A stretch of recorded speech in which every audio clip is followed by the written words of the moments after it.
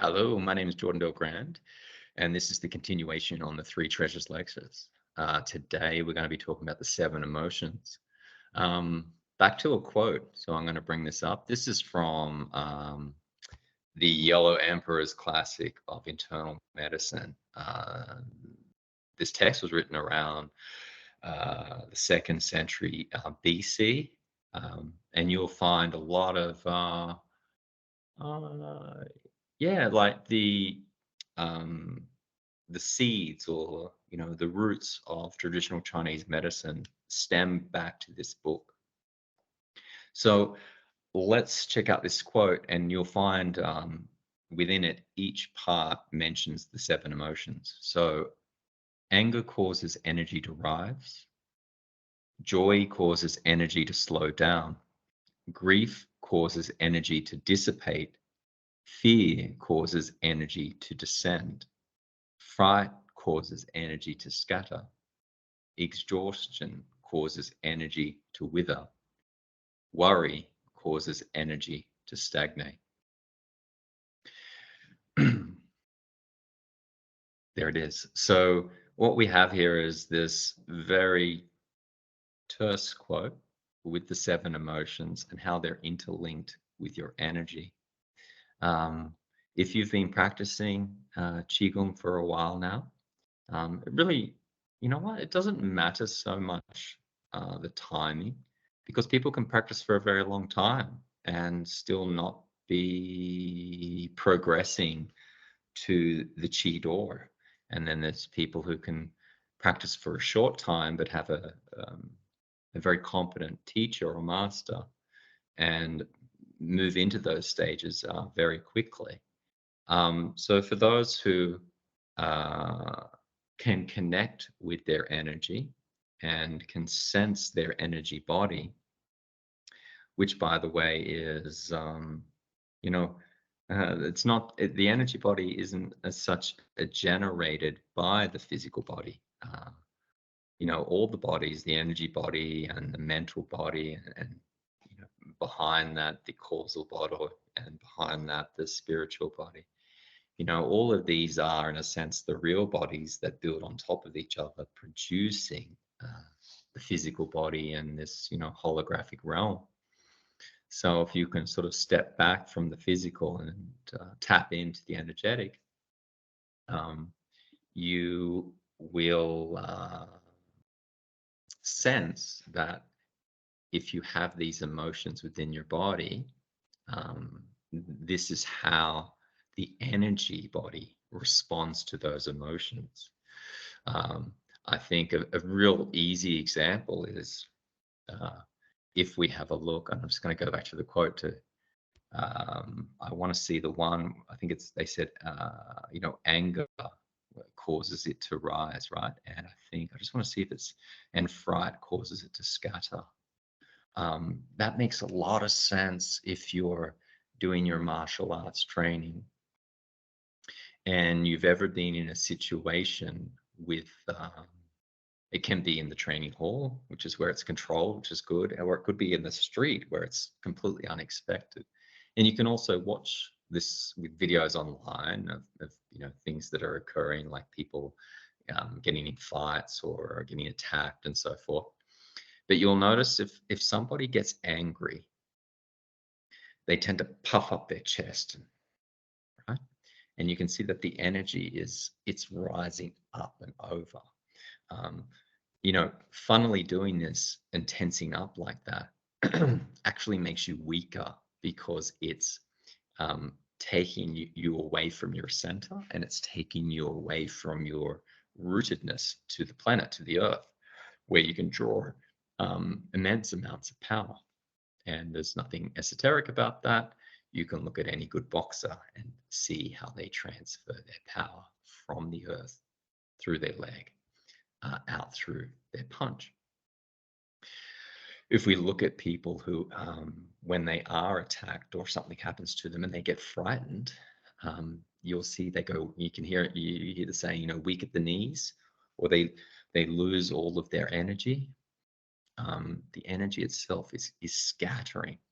So even if you, in a sense, don't have the concentration or subtleness to tap into the energy body, you can clearly relate to these examples that I'm giving you. What I find with the text that I've read on these seven emotions, I think, and it's pretty common, and I've read, quite a different text where it's called out. One of the things I found very interesting is it tells you these seven emotions that are actually they're negative for you, right? Um, but they don't give you the remedy to this. So what I want to do here is talk through these just very briefly, give you the remedy, and this is really how you should be living your life.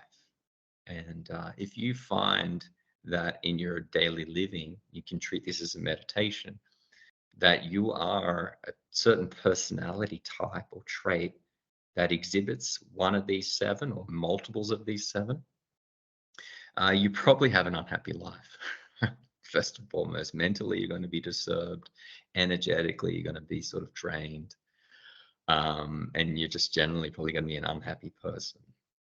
So, and then these things combined lead to chronic illness or illness within you. So what we want to do is, turn that around. And the way to turn it around is to address those emotions directly. If we look at Qi Gong, it obviously addresses the energy component, like all those energy components that are described. What Qi Gong will do is first teach you how to gather the Qi, and then you can appropriately guide and use it for different purposes. We are speaking about healing and health here in these lectures, and that's where you would apply your Qi to your health.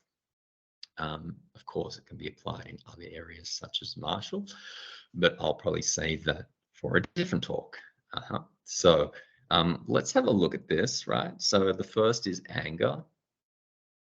So what would be the opposite, right? What's the opposite of anger, right? So if I am angry and going forward and doing all these things and gritting my teeth, I guess an opposite emotion of that would be calmness and patience, not allowing for that anger to arise. I do want to call out something. With these, you shouldn't take it literally. Let's say you're in a life or death situation and you said, well, I'm just going to remain calm. Sometimes in those situations, it's neither good nor bad that you're angry. It's a necessity and it's part of nature. That's why you've got that emotion. And you need to use that emotion to get yourself out of that problem. So, some may argue with me on that. No, you should never, this and that.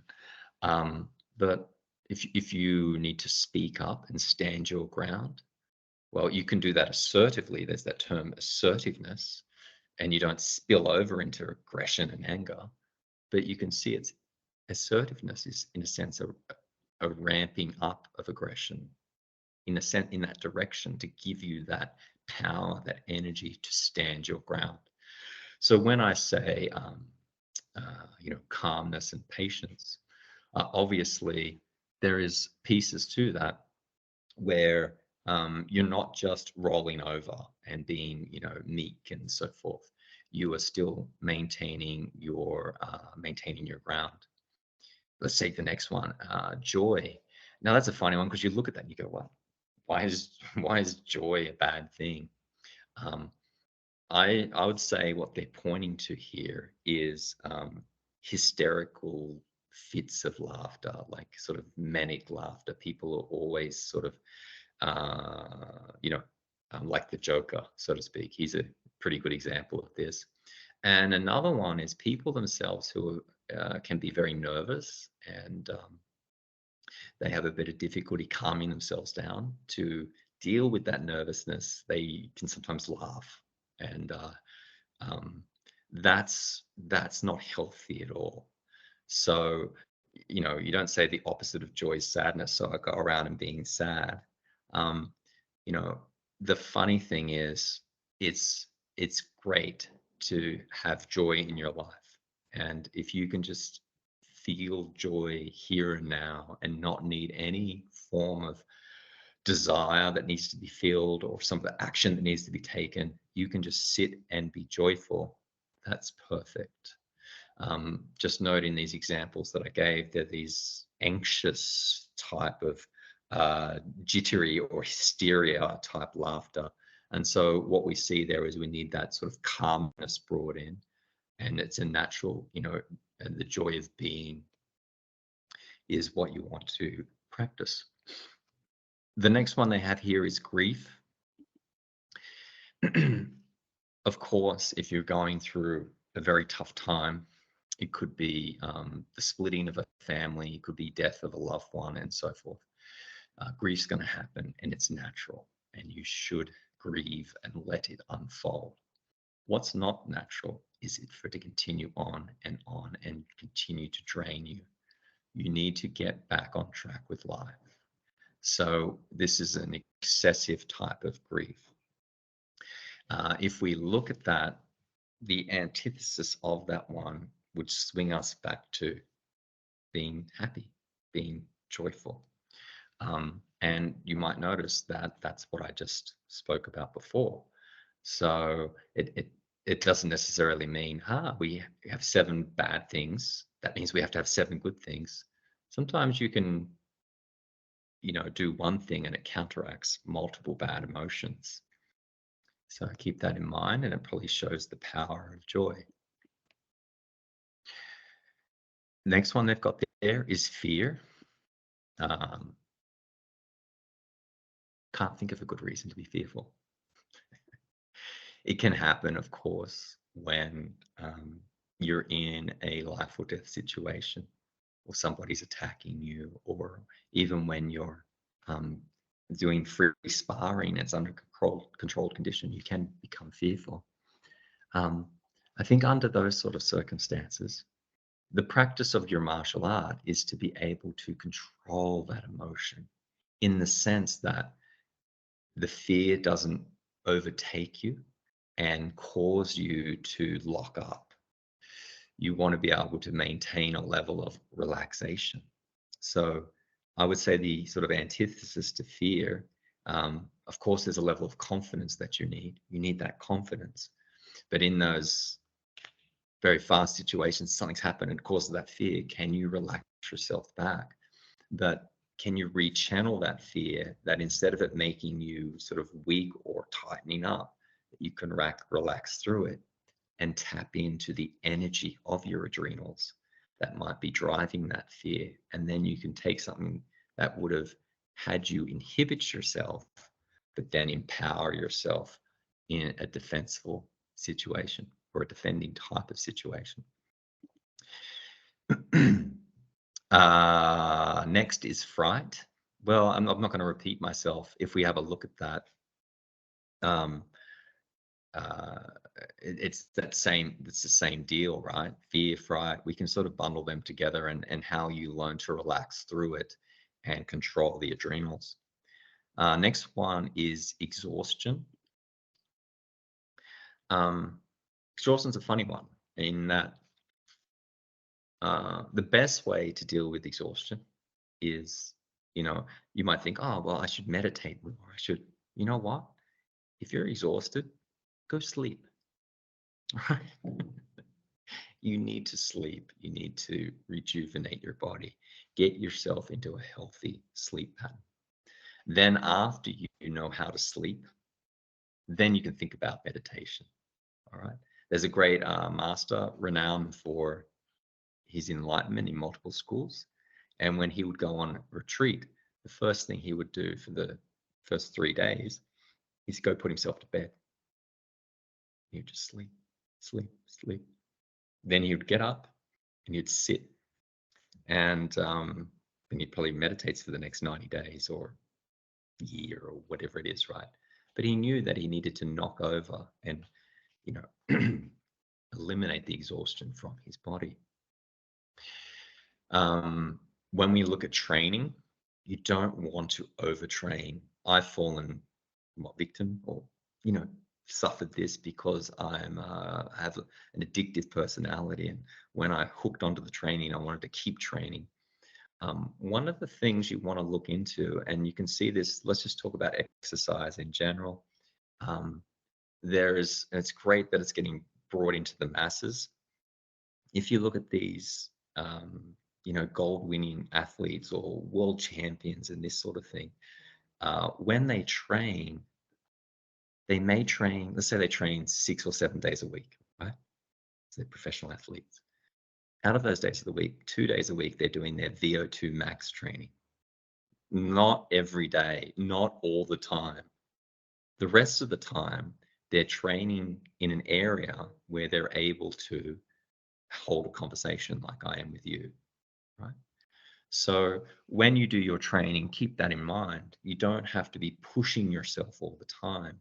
And you'll know when you've overtrained because, an hour or two afterwards, how do you feel the rest of the day? And if you're tired and sort of exhausted, well, you're not training yourself to get more vitality, which is the purpose of Qi Gong, which is the purpose of your martial art, that you train and you feel more energized. So, it's such a critical thing for the longevity of your training in your life. Um, but in saying that, if on those days that you have the VO2 max training, as an example, or you're going to be training really hard, um, you will feel tired after those. It's just what it is. So it doesn't mean that was wrong, but you've done it lesser times during the week. And if you're clever, you do it a day of the week, like a Saturday or Sunday, where you might have some spare time, and you have a little siesta. You put yourself to sleep in the afternoon, give yourself a recovery, and then come back. Um, the final one here is probably the one that's most prevalent in society, and that is worry. All right. What worry is constant thinking over and over and over, and that thinking generates an electromagnetic force. That's what it does inside your body, and that itself causes the nervous system to vibrate, and it's not doing it in such a healthy way. And then the nervous system itself gets stressed, and then that stress can then resonate out to your muscles and start tensing them up. And that can also resonate out to your organs. And of course, it can infiltrate, in a sense, to the heart organ. And this stress can lead to heart attacks, as an example, right? Or strokes or other things. So, what we want to be able to do is not worry, is the answer. And, how do you not worry? Um, I think the best way to do that is if you're practicing these things that I just mentioned, that you're putting yourself in a state of relaxation, you're putting yourself to be more confident, you're putting yourself to be naturally joyful, you are getting enough sleep that you're not exhausted, you're also getting your exercise in. You will find that, especially the exercise, it releases a number of chemicals in your body that are natural for your immunity, and they de-stress you. And I would say, and I do this personally, I do all of those things and I prioritize them much like a pyramid, but they're foundational. The food I eat, the exercise I do, the sleep I'm getting, where I'm placing myself with effects of radiation, how I'm doing my Qigong training, how I interact with people, is everything well balanced? And with that, I can then sit myself down to meditate. And when I do, I can switch off the thinking mind.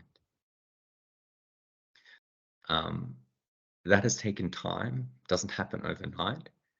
Uh, but I would encourage that you do all of those other things, and your goal is to add meditation on top of that. If it's just meditation, um, I'm not saying it can't work. I'd be more concerned that you won't get to the states or actually put your body in the correct position to actually get the benefits of meditation and be able to turn off your social mind. All right. So I hope that really helps. And there's a lot of information for you there to sort of unpack and see how you can bring that into your daily life to improve yourself. Just as a reminder, um, these things are part and parcel of Qi Gong, and especially the course that I have online. So you can learn these differing techniques and you don't have to do it yourself, that begin to embed these things when you wake up in the morning and you start your day the right way. And then you can allow that to infiltrate your life, that you begin to turn the tide to become healthier, to become more tranquil of mind, more relaxed of body, build strength. And, you can do a meditation at night, for example, put yourself to sleep, come back around, everything starts snowballing in a positive spiral. You will notice that people who don't do these things that I've mentioned in this talk and do the negative 7 emotions, as I said before, they're probably unhappy and have a destructive life, or um, potentially diseases and chronic disease. And that's because they're putting themselves in a negative spiral. It's very sort of, I would say, difficult in life just to say, yeah, you know what, I've plateaued. I don't think that really happens when people say, I'm just sort of like here, I'm stuck in a rut. What's really happening is you're always on a certain spiral somewhere, just like our planet. It's always spinning and it's going in a certain direction. As a human being, you need to have the willpower, or what they call as yi, to direct this spiral in the direction that is beneficial for you, that you can look after yourself, heal yourself, and then through that, you will then have the ability that you can look after those around you. And that can begin with your family, which is what I do in my own life. And if I can look after myself and I can look after my family, then why can't I look after people who I interact with at work? Now, that doesn't mean I'm holding their hand, but it means I'm being polite, right? Or genuine, or not trying to add suffering to their life unintentionally just because I got suffering in my life and projecting it out. All of these things are connected. And hopefully you're starting to see the depth of these teachings that come from this Taoist lineage. Have a great day, and I'll catch you on the next lecture.